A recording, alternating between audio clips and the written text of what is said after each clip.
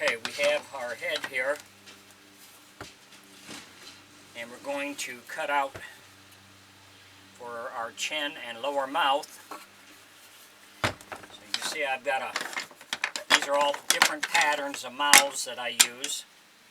So I picked this one out, and I use it as a pattern, and then I make some adjustments to it to what I want. And because this is a wolfman, I want to make these teeth, add these teeth on here so I can shape them with the mouth. So that's going to go on like that. So I made adjustments on this. So what we're going to do is cut this one out and use it as a pattern to make two more, because you need 3 pieces for your chin. So we'll cut this out, use this as a pattern, and make 2 more. If you enjoy my videos, please like and subscribe on my YouTube page. I'd appreciate it. Got any comments or questions, put them in my comment section. I'll get back with you. Thanks for watching.